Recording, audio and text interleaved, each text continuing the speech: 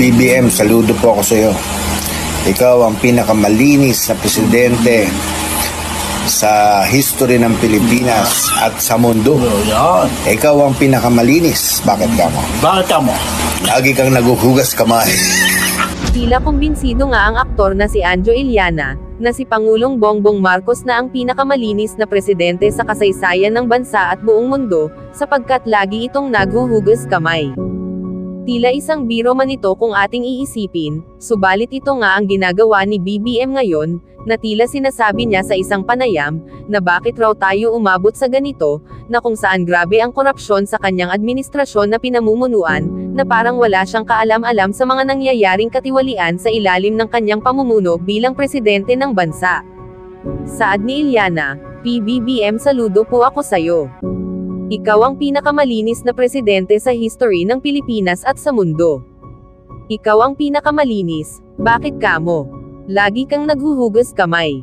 Dagdag pa niya, alam mo yung commercial ng Safeguard, 79% ng germs tanggal.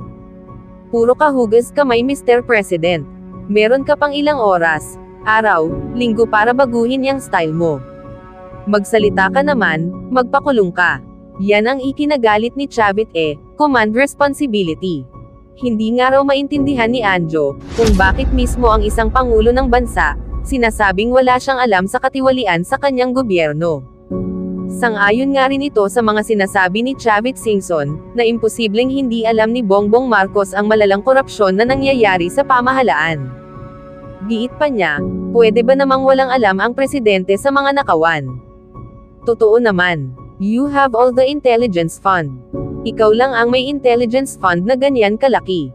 Don't tell me hindi mo alam kung sino ang nagnanakaw. Hirit pa niya, hindi kasi maganda yun, Mr. President, sasabihin mo hindi ko alam Wala akong pakialam dyan, lagi niyang sinasabi. Naghuhugas kamay siya may safeguard. Samantala, nanawagan naman si Anjo Iliana kay Miss Cara David, na sa susunod raw iba na lang hingin na wish nito, dahil di raw natupad ang kanyang kahilingan. Sambit pa ni Iliana, kaya nananawagan ako kay Miss Cara David, sa susunod na birthday mo, iba na lang ang wish mo, dahil wala ni isa ang namatay. May mga nakatakas pero walang namatay. Kaya sayang naman ang birthday wish mo. Sabi niya, sana mamatay na lahat ng kurakot.